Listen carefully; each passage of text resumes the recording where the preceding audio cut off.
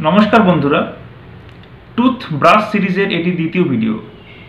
এই ভিডিওটিতে আমি আলোচনা করব কোন ধরনের টুথ ব্রাশ আপনার জন্য আদর্শ।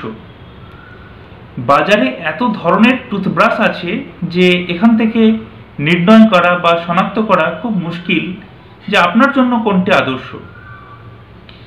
আপনি মার্কেটে যখন টুথব্রাশ কিনতে যান, একটু যদি পড়েন যে কী লেখা আছে, দেখবেন টুথব্রাশটি শক্ত অর্থাৎ hard, medium, soft, ultra soft এইরকমভাবে বিভক্ত করা আছে, ভাগ করা আছে। ঠিক আছে, সেন্সোডাইনের টুথব্রাশ দেখবেন সফট পাওয়া যায়, আলট্রা সফট পাওয়া যায়, আরও নানা ধরনের কোম্পানি আছে যাদের আলট্রা সফট পাওয়া যায়। কোনো ব্র্যান্ড মিডিয়াম রাখে, কোনো ব্র্যান্ড হার্ড রাখে। তাহলে আপনি কোনটি ব্যবহার করবেন, হার্ড না আলট্রা সফট না মিডিয়াম? বেশিরভাগ ক্ষেত্রে আমরা টুথব্রাশের সঠিক ব্যবহার করতে পারি না, কারণ হচ্ছে যে আমরা জানি না এক্স্যাক্টলি কতটা প্রেশার দিতে হয়।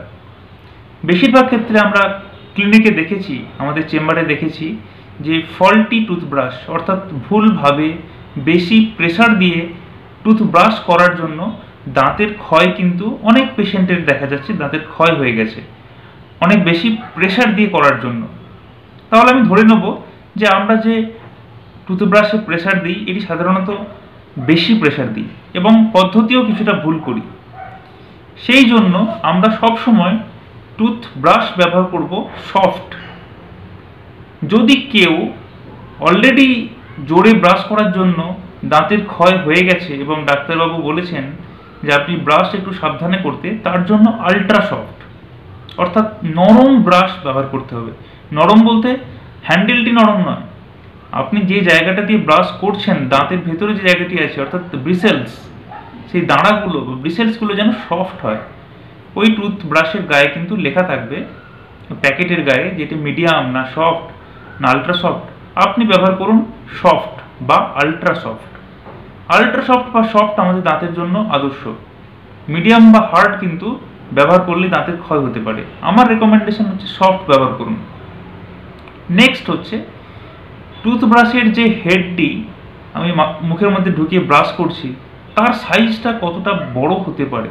আমি বড় সাইজ ব্যবহার করব না ছোট ব্যবহার করব না মিডিয়াম ব্যবহার করব, ওটা টুথব্রাশের গায়ে লেখা থাকে না। আপনাকে দেখতে হবে যে ব্রাশ হেডটি অর্থাৎ ব্রাশের মাথাটি যদি খুব বড় হয়, সেটা কিন্তু দাঁতের দূরবর্তী প্রান্তে অনেক ভিতরের দিকে অ্যাক্সেসেবল হয় না।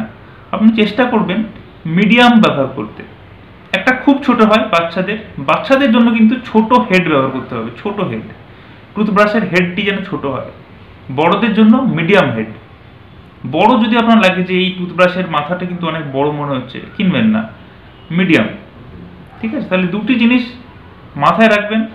একটা হচ্ছে যে কনসিস্টেন্সি অর্থাৎ সফট হতে হবে ব্রাশের দাঁড়াগুলো, সেটা ব্রাশের যে প্যাকেট আছে সে প্যাকেটে লেখা থাকবে সফট ব্রাশ বা আলট্রা সফট। আর দেখে বুঝতে হবে যে ব্রাশ হেডটি ছোট বা বড়।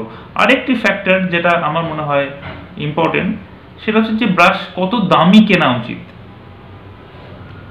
অনেক দামি কিনবো না কম দামি কিনবো? এমনি আপনি যখন সফট ব্রাশ কিনবেন না, একটু দামটা বেশি থাকে। তো একটা ব্রাশ 3 মাসের জন্য ব্যবহার করবেন, আপনার দাঁতগুলি ভালো থাকবে, সেটা একটা হেলথের গুরুত্বপূর্ণ অঙ্গ, একটু খরচা করতে অসুবিধে নেই। কিন্তু অযথা আমরা বেশি দামি ব্রাশ কিনবো না এটা দেখে যে ব্রাশের মাথাটি জিগজ্যাগ নাকি কালারফুল নাকি রাউন্ড, এগুলোর কোনো মানে হয় না। ব্রাশের স্পেসিফিকেশন দুটো, ব্রাশ হেড এবং ব্রিসেলসের বা দাঁড়াগুলোর কনসিস্টেন্সি, শক্ত না নরম।